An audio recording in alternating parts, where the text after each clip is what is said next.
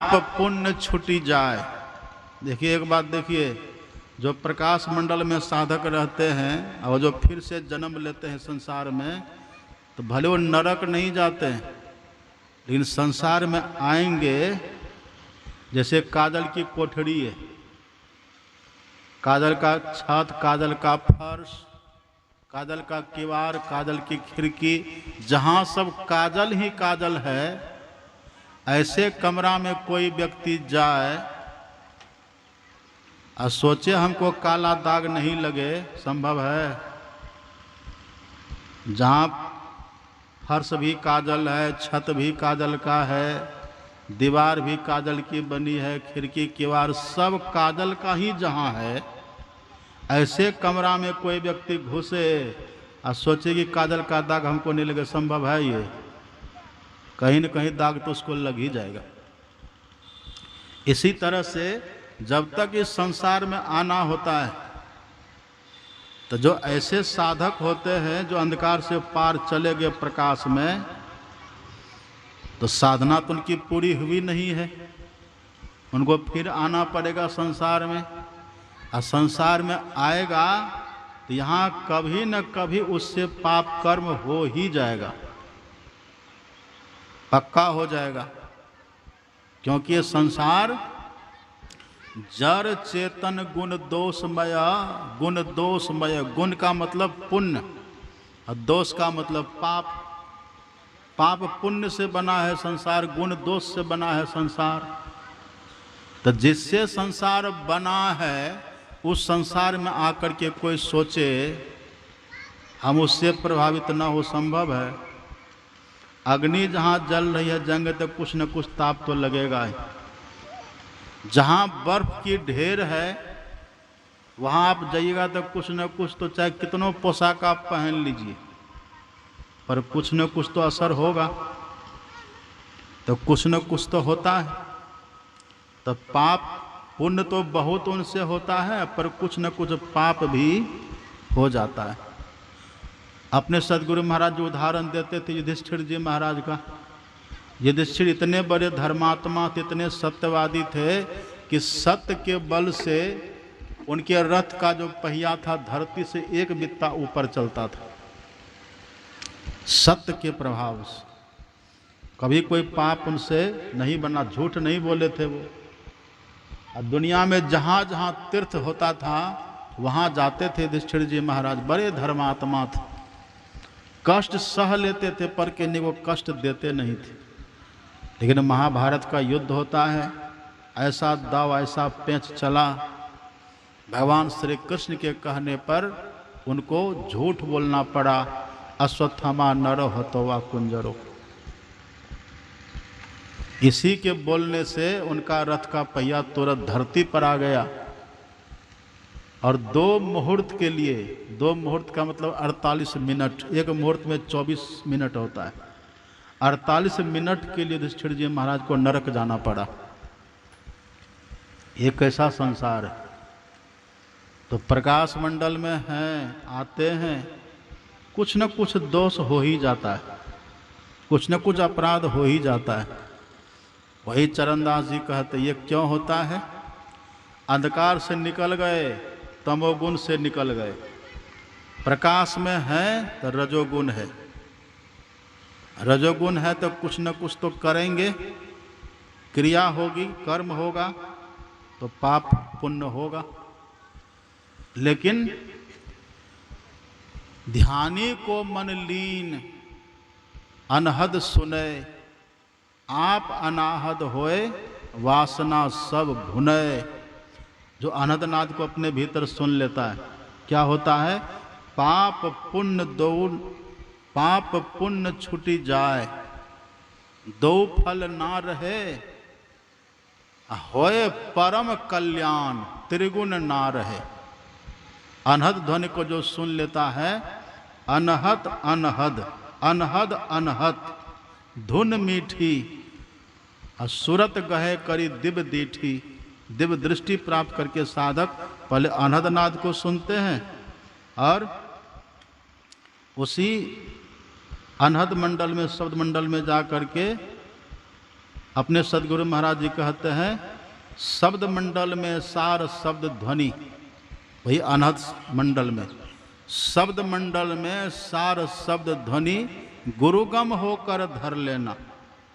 गुरु की जुक्ति जान करके पकड़ लेते हैं और इसी जुक्ति से सदमंडल में सार शब्द ध्वनि गुरुगम होकर धर लेना। और जगत जेल को इसी जुक्ति से सुन में ही तजना होगा। जगत जेल मतलब जम का जेल, अब यहाँ कभी नहीं आएंगे। सार शब्द को जो पकड़ लिए अब उनका ये जम का लोक सदा के लिए छूटेगा। फल क्या होता है? अपने सदगुरु महाराज जी कहते हैं भाई योग हृदय व्रत केंद्र बिंदु जो चमचम चमके ना, नजर जोड़ी तकी धसे ताही में ध्वनि सुनी पावे ना। सुरत शब्द की करे कमावी कमाई निज घर जावे ना, निज घर में निज प्रभु को पावे अति हुलसावे ना। मैं ही असगुरु संत उक्ति यम त्रास मिटावे ना। वहां तो यम का फंदा खत्म हुआ था। कहाँ? दीपक बरे लखे नहीं अंध, घट घट दीपक बरे लखे नहीं अंध है। लखत लखत लखी परे कटे जम फंद है। जम का फंदा कट गया। फंदा मतलब अब उसके हाथ में जो रहता है ना जंजीर, एक सिंहासन चढ़ी चले बंधे जा जंजीर, जो जम का फंदा है। प्रकाश मंडल में गए साधक के लिए जम का फंदा खत्म हो गया, लेकिन जम के संसार में आना तो पड़ेगा, आना पड़ता है। जब ध्रुव जी जाने लगे थे तो मृत्यु के माथे पर पैर रखे। मृत्यु ने कहा कि मृत्यु लोक है, हमको ग्रहण किए बिना कैसे जाइएगा? तो मृत्यु के माथे पर तो आता तो है, तो ये उसका लोक है, आना पड़ता है। लेकिन शब्द मंडल में सार शब्द ध्वनि गुरुगम होकर धर लेना। और जगत जेल को इसी युक्ति से सुन में ही तजना होगा। जैसे जगत जेल को छोड़े उधर क्या होगा? निज घर में निज प्रभु को पावे अति हुलसावे ना। अब मैं ही असगुरु संत उक्ति यम त्रास मिटावे ना। अब यम का भय सदा के लिए खत्म। न तो यम के पास यम के लोक में आना है, न तो यम के जेल में कभी आना है, क्योंकि पाप भी खत्म और पुण्य भी खत्म, दोनों रहा ही नहीं। आत्मा मन से निकल गई, बुद्धि से निकल गई, चित्त से निकल गई। अहंकार का जो आवरण था, अंतःकरण के जो कैद में आत्मा थी, उससे निकल करके आत्मा स्वतंत्र हो गई। मनः शून्यम बुद्धि शून्यम चिदात्मकम अतद्व्यारूपी वृत्ति रूपोसो। ये जो अतद्व्यावृत्ति रूप समाधि है, योगी नाम प्रिय, जो योगियों को प्रिय है, ये उनको समाधि लग जाती है। आत्मा परमात्मा के पास समीप होती है, दर्शन करती है, आत्मदृष्टि मिल जाता है। और फिर ये आत्मा आत्म अर्पि के भोग लगावे, सेवक सेव्य भाव छुटी जावे। हम प्रभु प्रभु हम एक ही होई, द्वंद अरु द्वैत रहे नहीं कोई। ऐसी सेवको सेवा करे, जिसका जीव तिसो आगे धरे। अंग बिना मिली संग बहुत आनंद बढ़ावे, बिनु शीस नवे जहाँ सेव्य को सेवक भाव लिए रहे। मिली परमात्मा सो आत्मा परा भक्ति सुंदर कहे। परमात्मा से आत्मा मिल करके अब ये जन्म मृत्यु के चक्र से सदा के लिए छूट गया। यही बात वेद भगवान जो पाठ में अभी सुने ना, वेद भगवान यही बात कहते कि हे मनुष्यों, जगत प्रसव करता ईश्वर, जो परमात्मा ने संसार को बनाया, जो परमात्मा ने संसार को बनाया, जो परमात्मा ने जम को बनाया, जो परमात्मा ने जमदूत को बनाया, जो परमात्मा ने नरक बनाया, जो परमात्मा ने स्वर्ग बनाया, प्रसव करता, जो प्रसव करता परमात्मा है, ये सब जो बनाने वाले परमात्मा हैं, उनसे यदि मिलना चाहते हैं तो सबसे पहले सत्संग करिए। सत्संग कर करके फिर एक मंत्र का जप करिए, जप को सिद्ध करिए। मृत्यु के समय भी जप याद आएगा। नहीं तो मृत्यु का क्षण बड़ा विकट होता है। जन्म जन्म मुनि जतन कराही, अंत राम कही आवत नाही। मृत्यु का समय इतना विकट होता है कि बड़े बड़े मुनि महात्मा उस समय फिसल जाते हैं, लेकिन जिसका जप सिद्ध हो गया, जपात सिद्धि, मृत्यु के समय स्वतः उनको जप चलता है, वो आनंद का जीवन जीते हैं। एक मंत्र का जप करेंगे, एक रूप का ध्यान करेंगे, ये मानस योग है। ये मानस योग करने वाला साधक अपने भीतर में गुरु महाराज का दर्शन करते हैं। और जिनको गुरु महाराज का दर्शन हो गया, तब वो गुरु महाराज से अपने मन की बात करेगा, कहेगा। गुरु की मूर्ति हृदय बसाए, और जो इच्छा सोई फल पाए। जो चाहेंगे हाथ जोड़ के गुरु महाराज के सामने खड़े होंगे, सरकार ये चाहिए। ठीक है, लो। कहते तो गुरु महाराज को हम लोग भी हैं, लेकिन हम लोगों की बात गुरु महाराज सुनते तो हैं लेकिन स्वीकार नहीं करते। हम लोग कह देते हैं गुरु महाराज जी कृपा करिए, ये काम हमारा बने। कभी बन जाता, कभी नहीं भी बनता है। ऐसा क्यों होता है? क्योंकि गुरु महाराज हम लोगों की बात को सुनते हैं लेकिन स्वीकार नहीं करते। स्वीकार नहीं करने का कारण क्या है? स्वीकार नहीं करने का कारण है कि हमारी कुछ मांगे ऐसी होती है जो या तो अयोग्य है या तो अनुपयुक्त है। अनुपयुक्त मांग जब साधक करते हैं या अयोग्य रह करके जो मांग करते हैं, तो गुरु महाराज उनको नहीं देते हैं, क्योंकि उनसे नुकसान होता है। और जो गुरु महाराज को देख लिया भीतर में, तो देखने का मतलब क्या है? सतगुरु रूप हिय में धारत, काम क्रोध मद लोभ दहै। अब उसके भीतर न काम विकार, न क्रोध विकार, न लोभ विकार। अब विकार रहित जो वो हो गया, तो ऐसा कुछ नहीं वो मांगेगा जिससे नुकसान होगा। ऐसा नुकसान देह पदार्थ वो व्यक्ति मांगता है जो विकार ग्रस्त होता है। लेकिन जिनके भीतर कोई विकार ही नहीं रहा, फिर वो विकृत पदार्थ क्यों मांगेगा? वो वही मांगेंगे जो उनके हित के लिए है, जो उनके भला के लिए है। इसलिए गुरु महाराज जी उनके सभी मनोकामनाओं की पूर्ति करते हैं। अब दोनों का तार मिल गया है, अब उनको दर्शन हो रहा, हूबहू दर्शन करते हैं साधक अपने भीतर में। निहारो यारो गुरु मूर्ति की ओर, गुरु मूर्ति सुरति विच निरखो तब उर होत इजोर। देखते अपने भीतर, गुरु साहब करी जानिए, रहिए शब्द समाए, मिले तो दंडवत बंदगी, पल पल ध्यान लगाए। सतगुरु रूप हिय में धारत, काम क्रोध मद लोभ दहै। सब विकार खत्म हो जाता है। गुरु महाराज के शीतल दर्शन से सब ठीक हो जाता है। किनको दर्शन होता है?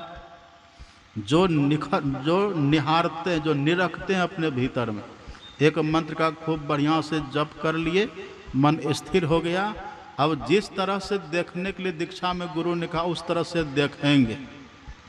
आप देखिए, अब 3 बजे जगिए, और 3 बजे जग करके आप पूरा मुंह होकर के खड़ा हो जाइए।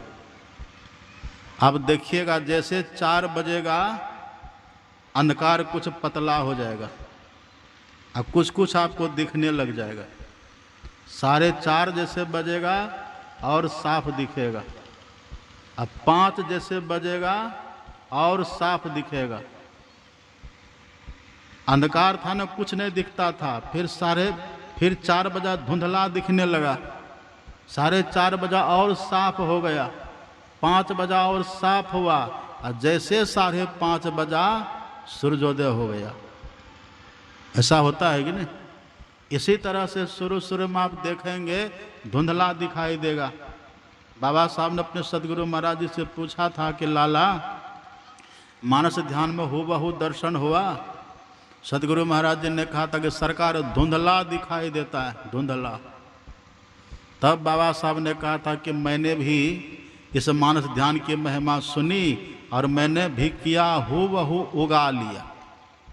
तो हूबहू दर्शन, जो निरखते रखते, निहारो यारो गुरु मूर्ति को जो निहारते रहते, पहले धुंधला दिखेगा, फिर और साफ, फिर और साफ, और साफ होते होते जैसे सूर्योदय हो जाता है, ऐसे और साफ होते होते गुरु महाराज बिल्कुल प्रकट हो जाते हैं। साफ दर्शन कर लीजिए। अब वो दर्शन जब हो गया, फिर अदर्शन अब नहीं है, हो बहु दर्शन। सतगुरु रूप हिय में धारत, अति पावन गुरु मंत्र मन ही मन जाप जपो, उपकारी गुरु रूप को मानस ध्यान थपो स्थापित करो। आपा दीजे भेंट पूजन गुरु ही थपो, पूजन गुरु ही थपो। अपने गुरु महाराज जी कहते हैं उपकारी गुरु रूप को मानस ध्यान थपो, और चरणदास जी कहते हैं आपा दीजे भेंट पूजन गुरु ही थपो। एक ही भाव है। दर्शन करिए अपने भीतर में। प्रथम ही धारो गुरु को ध्यान, हो श्रुति निर्मल हो बिंदु ज्ञान, यही मानस योग है। तब अग्नि की ज्योति का योग कहिए या बिंदु ध्यान कहिए या दृष्टि योग कहिए, एक ही बात है। प्रकाश हो जाएगा, 84 का चक्कर समाप्त हो गया। लेकिन जन्म मरण तो होगा, जम के यहाँ आना पड़ेगा, जम के जेल में आना पड़ेगा, पाप पुण्य होगा। लेकिन जैसे अनहद नाद सुनिएगा, पाप पुण्य दोनों खत्म हो जाएगा। असार शब्द की पकड़ से अनहद शब्द मंडल को पार कर गए, मतलब त्रिगुण को पार कर गए। अंधकार है तमोगुण, प्रकाश है रजोगुण, और शब्द है सतोगुण। होए परम कल्याण त्रिगुण नार है, तीनों गुण छूट गया, तीनों गुण छूट गया। जड़ का सब आवरण झड़ गया। हम अपने आप रूप में आ गए, केवल मंडल में है, वहाँ परमात्मा का दर्शन, अपना दर्शन हो रहा है। नयन सो नयन ही देखिए जैसे, त्वचा ही त्वचा सुख पाइए जैसे, आत्म परमात्मा मिलन सुख तैसे, आत्म परमात्मा ही पेख है तैसे। आत्मा परमात्मा को देखता है, आत्मा परमात्मा का सुख मिलता है, लेता है आत्मा। और फिर सार शब्द के लय होने पर आत्मा जाके परमात्मा से मिल जाता है। आत्म अर्पी के भोग लगावे, आत्मा अर्पित हो गया। जौ जल में जल पैसन निक्षयो ढूढ़ी मिला जुलाहा, जल तरंग जो जल ही समाया, त्यों ज्योति संग ज्योति मिलाया। कहो नानक भरम कटे किवारा, बहुरी न होइए जौला जियो। जौला जियो का मतलब फिर दोबारा जन्म मरण नहीं होगा। वही गुरु महाराज जी कहते हैं, अस गुरु संत उक्ति यम त्रास मिटावे ना। अब यम का सदा के लिए भय समाप्त। इसी के लिए ये संत मत का सत्संग है। ये पुण्य तिथि के उपलक्ष्य में हम लोग सत्संग कर रहे हैं। अब लगभग 10 बजने वाला है, 10 में बस हो जाना चाहिए। 10 बज ही गया तो 10 में बस हो जाना चाहिए। गर्मी का समय भी है और यहीं पर विराम। अपराह्न काल का समय, एक समय का सत्संग और बचा हुआ है। सब आइए लाभ लीजिए। अभी हमारे बाबा एक भजन कहेंगे, फिर जैसा इनका होगा वो करेंगे। श्री सद्गुरु महाराज की जय।